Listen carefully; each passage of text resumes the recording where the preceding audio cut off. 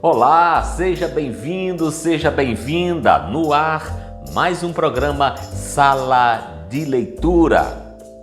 Bom, hoje eu tenho a alegria de receber aqui na minha sala de leitura um dos maiores escritores de literatura infanto-juvenil do Brasil. Ele também é ilustrador, pesquisador de cultura popular e já teve vários livros publicados em outros países.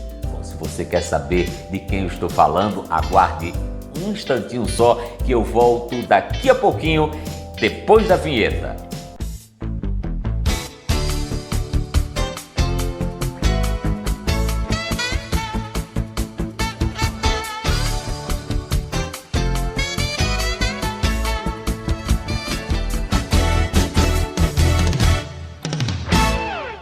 Escritor, ilustrador, doutor em teoria literária pela USP e formado em comunicação visual. Bom, estou falando aqui de Ricardo Azevedo, um dos maiores escritores de literatura infanto-juvenil do Brasil. Ricardo já escreveu mais de 100 livros. Ricardo começou a escrever desde cedo. Aos 17 anos publicou seu primeiro livro, Um Homem no Sótão. E eu tive a alegria de conhecer Ricardo Azevedo no movimento do ProLer, Programa Nacional de Incentivo à Leitura. E hoje, Ricardo Azevedo está aqui conosco no programa Sala de Leitura. Seja muito bem-vindo, Ricardo. Esse programa é todo seu. Ricardo, vamos começar falando sobre a sua produção literária. Bom, eu disse agora há pouco que você já publicou mais de 100 livros, inclusive vários premiados. A que se deve o valor literário de um bom livro para crianças e jovens, hein? Olha, eu acho que o que dá qualidade a um texto literário, seja ele para crianças, para adultos, ou seja para quem for, é a sua originalidade, o seu caráter de ficção, o discurso subjetivo do autor, o uso de recursos como a metáfora, que eu acho que é o recurso mais importante, uma linguagem inventiva, tudo temas como, por exemplo, temas tratados de forma subjetiva, né? Como a busca do autoconhecimento, as paixões humanas, a morte, coisas básicas da existência, né? E eu acho que isso é que dá a qualidade do trabalho, muito mais do que, por exemplo, demandas políticas ou defesa de causas. Isso tudo é secundário, na minha opinião. O que interessa numa obra de arte, principalmente numa obra literária, né, ou de arte, é principalmente isso que eu disse antes. Ricardo, vários dos seus livros abordam a temática da cultura popular e do folclore brasileiro, situações bem particulares do interior do país. Onde você busca as referências, sabendo-se que você nasceu em São Paulo, portanto, uma das maiores cidades do mundo? Olha, eu desenvolvi a minha pesquisa, assim, basicamente como pesquisa bibliográfica, tá? Livros, meu pai tinha muitos livros em casa, aquilo ficou para mim, foi fantástico, né? Depois, cada viagem que eu faço como autor, e na época que eu estava fazendo a pesquisa mesmo, mais ainda, né? Eu visitava bibliotecas e sebos e tentava achar livros que traziam, por exemplo, coletas de contos populares, livros publicados na região, às vezes pagos pela prefeitura, edições pequenas, raras, né, mas que você encontrava na biblioteca com recolha de contos populares. Fiz isso assim inúmeras vezes, né? E aí eu fui selecionando, eu pegava um conto, por exemplo, que eu achava bom, e eu tentava achar as diferentes versões. Às vezes, por exemplo, ele foi recolhido no sul de um jeito e no nordeste de outro, a mesma história, mas contada com diferentes nuances e tal, né? Aí a partir para cada conto, a partir dessa pesquisa, eu fiz a minha própria versão, como um contador de histórias. Agora, eu quero ressaltar o seguinte: a cultura popular e os contos populares, as quadras populares, mesmo as adivinhas, elas são de uma riqueza ímpar. Porque, veja só, por exemplo, os contos populares tratam de assuntos complexos da vida, tá? De uma forma compreensível para crianças, adultos, doutores, analfabetos, todo mundo. É incrível essa concisão, essa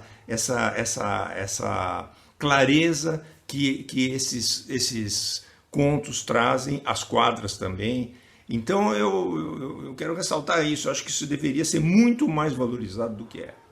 Ricardo, este ano você teve o merecido reconhecimento dos seus mais de 40 anos dedicados à literatura infanto-juvenil, com o prêmio Hors Concours, com o selo CELLIJ pelo conjunto da obra. Você defende que a atividade do escritor é de natureza intuitiva ou é de transpiração pelo esforço da produção textual, hein?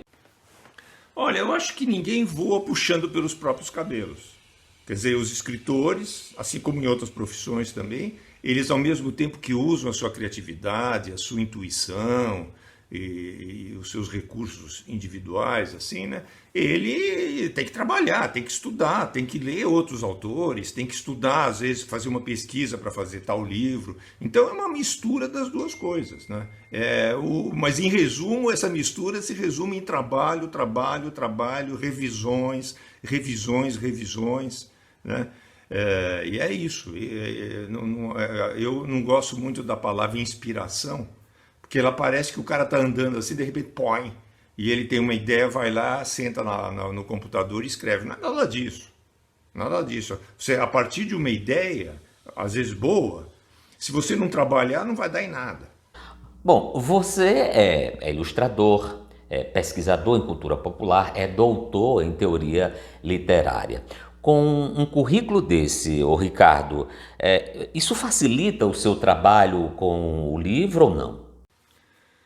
Não, como eu disse, o currículo em si é uma folha de papel, né? Quer dizer, o que interessa é o trabalho, né? É o interesse pelo trabalho, né?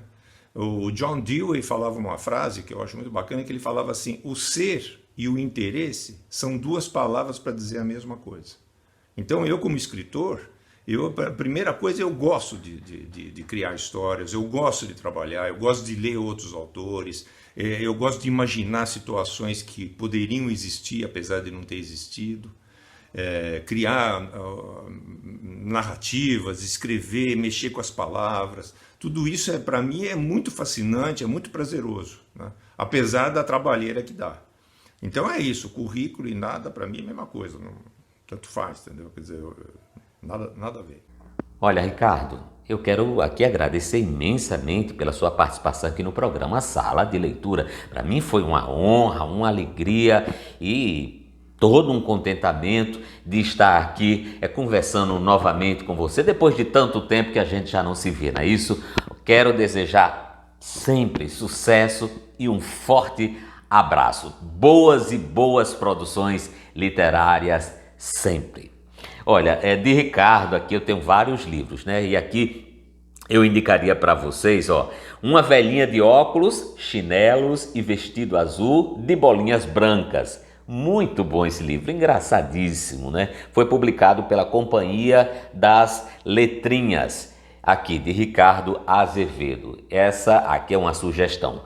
O outro, e até eu falei já nesse programa, não é, que Ricardo é um pesquisador do folclore brasileiro, ele tem aqui pela editora Ática o Meu Livro de Folclore. Também uma outra produção de Ricardo Azevedo que eu estou sugerindo para vocês. Olha, as ilustrações que Ricardo Azevedo produz são extraordinárias e foge do convencional, sabe? Ele procura estabelecer um traço diferenciado a partir do momento em que ganha uma expressividade na sua forma de compor a imagem.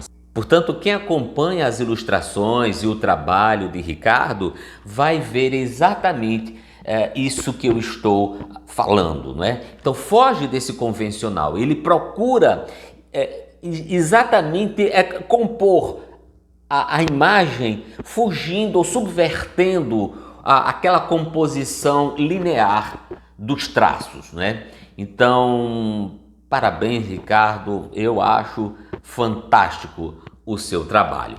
E para encerrar o nosso programa de hoje, aqui vai a nossa contação de histórias com o texto O Caso do Espelho, de Ricardo Azevedo.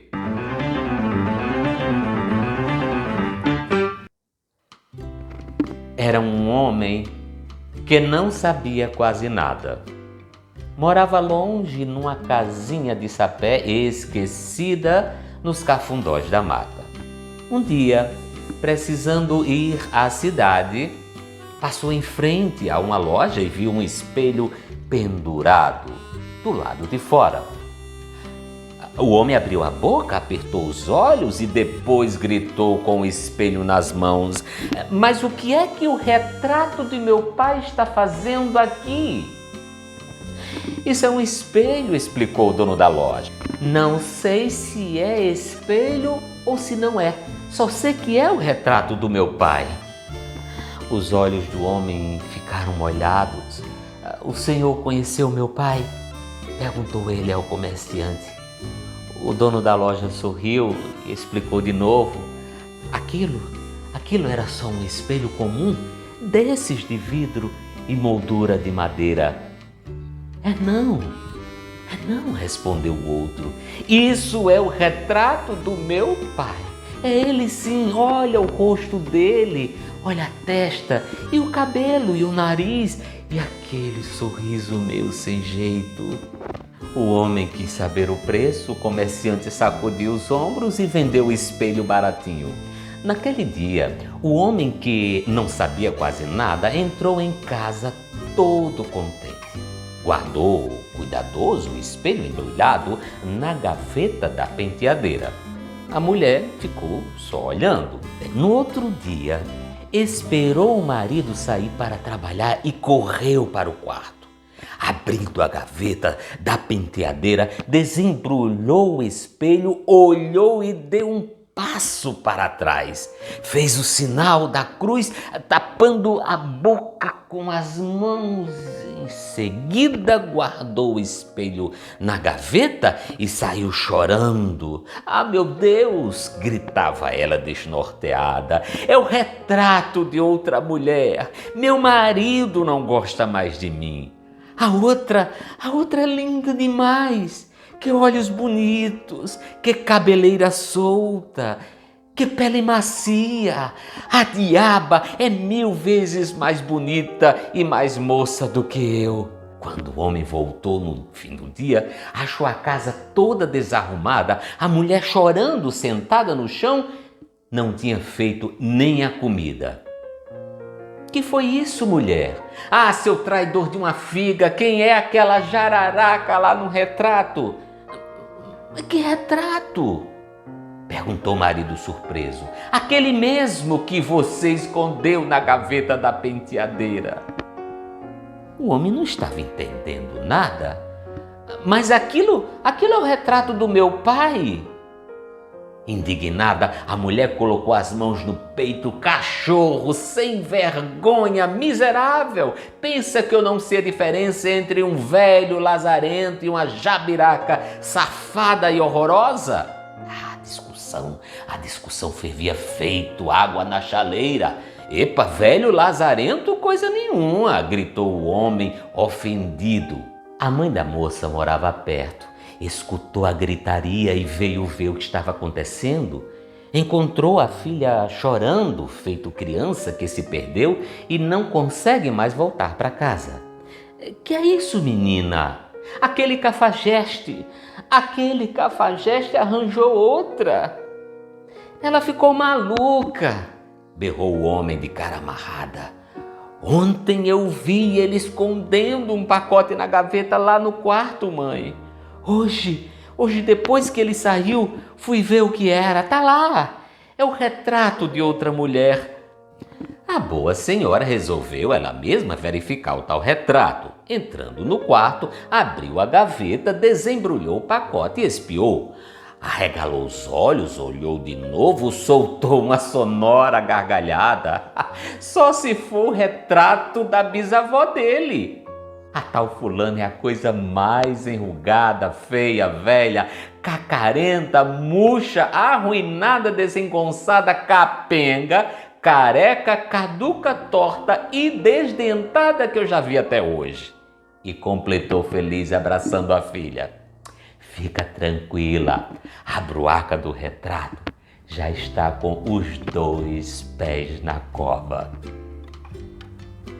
Bom, e depois deste conto que eu acho engraçadíssimo, eu quero me despedir de você, mas sabendo-se que na próxima semana nós vamos estar juntos mais uma vez. Um forte abraço e até lá!